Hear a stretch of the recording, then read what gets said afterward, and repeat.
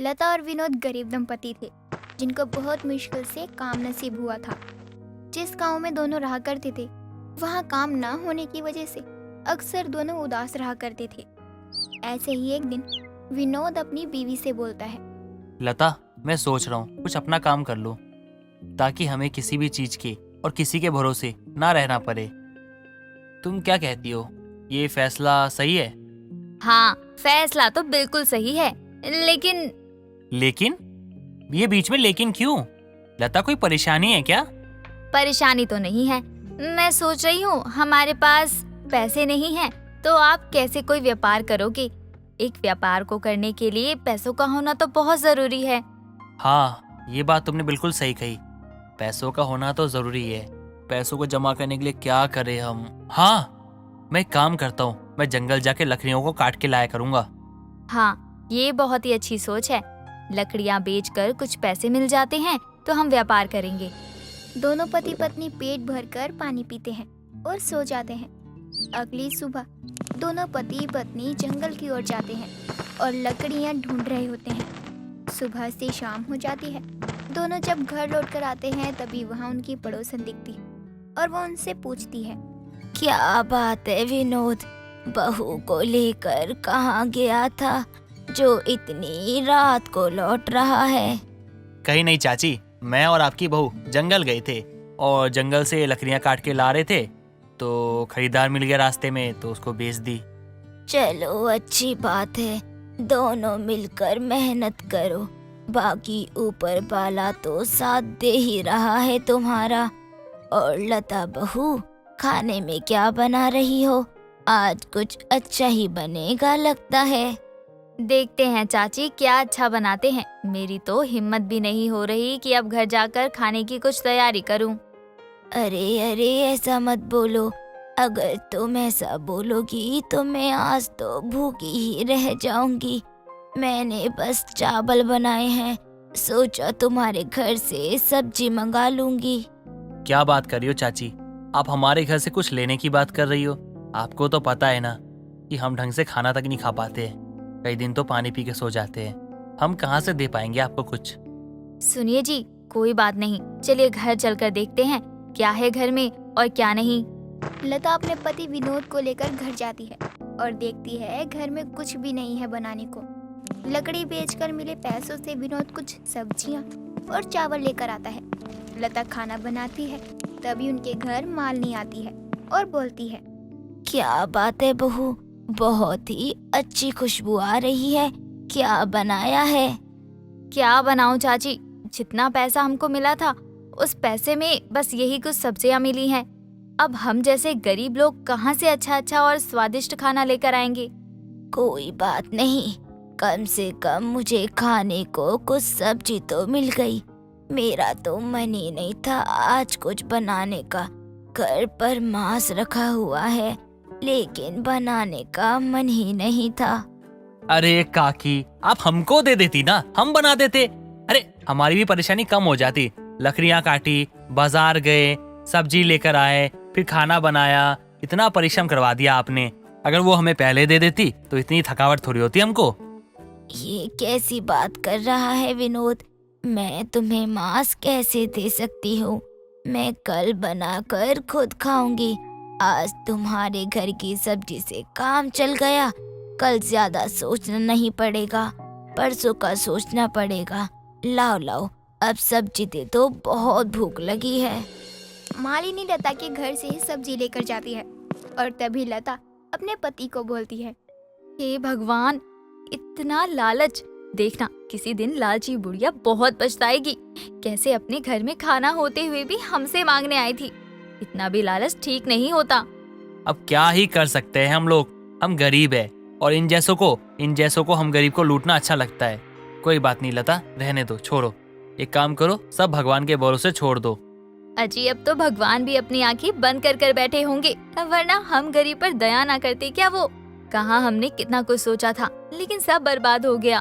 अब कोसने से क्या होगा, जो होना था सो तो हो गया ना। अब हम कुछ भी नहीं कर सकते, जो होना था सो हो गया। चलो, इसी बहाने हमको खाना तो मिला, चलो खाते हैं।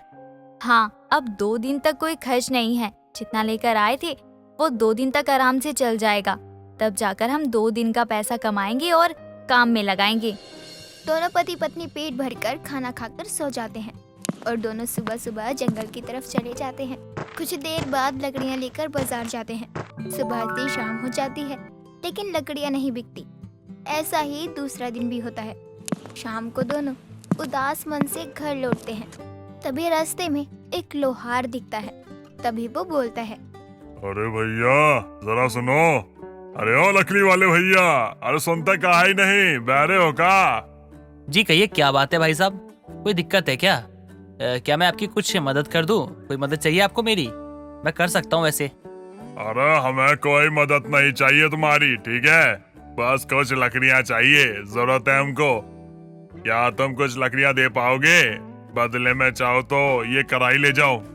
अरे कोई बात नहीं, इस कढ़ाई का मैं क्या करूँगा, आप ही रखो इसे भी, और ये लकड़ियाँ भी रख लीजिए आप।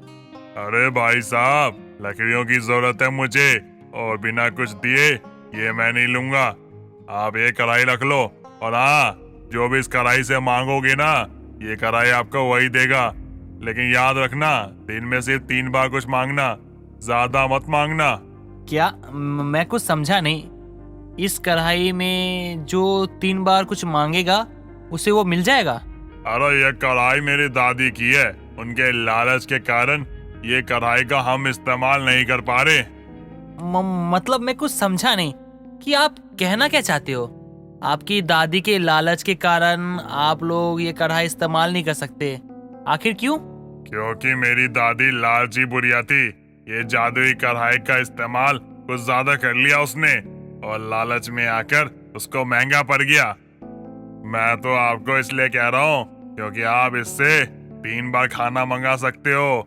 ये जादुई कढ़ाई है, समझे? लोहार के इतना कहने पर आखिरकार विनोद वो जादुई कढ़ाई ले ही रहा होता है। कुछ देर बाद दोनों पति पत्नी घर पहुंचते हैं। तभी विनोद लता से बोलता है, लता, क्या ये सच में जादुई कढ़ाई है? क्या हमारे कुछ मांगने से ये हमको देगा? सच कह रहा हूँ, अगर दे देना तो बहुत अच्छा होगा, कृपा होगी। बहुत भूख लगी है, मांगो ना, देखो तो देता है कुछ। हाँ जी, मांगती हूँ, लेकिन मुझे थोड़ा शक हो रहा है। क्या सच में जादुई कढ़ाई है भी या नहीं? अरे देखो, उस भाई साहब ने ना बहुत ही यकीन के साथ कहा था ये कढ़ाई उसकी दादी की है, ऊपर से जादुई कढ़ाई है। अब ना जल्दी से कुछ बनाओ, देखते हैं मिलता है कि नहीं मिलता। तुम ना कोई अच्छा सा खाना बनाओ। क्या बनाओगी? हाँ, तुम ना मांस बनाओ, बहुत दिन हो गए खाए हुए। हाँ ठीक है, मैं अभी बनाती हूँ। और कुछ बनाना है क्या? अरे नहीं, अभी के लिए बस इतना ही बनाओ, ज्यादा लालच मत करो, वरना हमारे हाथ से ये मौका निकल जाएगा। लता चूल्हे पर जादुई कढ़ाई रखती है और एक मंत्र बोलती है। तभी कढ़ाई में खाना आ जाता है। दोनों बहुत खुश होते हैं। ऐसे ही समय बीतता है और एक दिन जब लता खाना बना रही होती है, तभी मालिनी अपनी बहू से कहती है, अरे वाह वाह बहू, क्या खुशबू है। खुशबू से ही भूख लग गई। क्या बना रही है? माँ जी, मैंने तो खाना अभी तक नहीं बनाया है, और वैसे भी ये खुशबू हमारे घर की नहीं बल्कि सामने वाली लता के घर से आ रही है। क्या? उस भिखारन के घर से?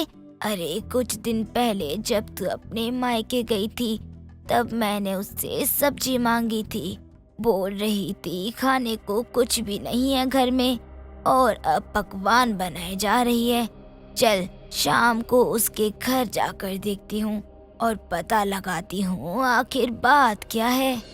मालिनी और उसकी बहू दोनों मिलकर शाम के वक्त विनोद और लता के घर जाते हैं। दोनों पति पत्नी को बात करता देख मालिनी बोलती है, अरे बहू, क्या बात है, आजकल लकड़ी चुनने नहीं जा रही क्या?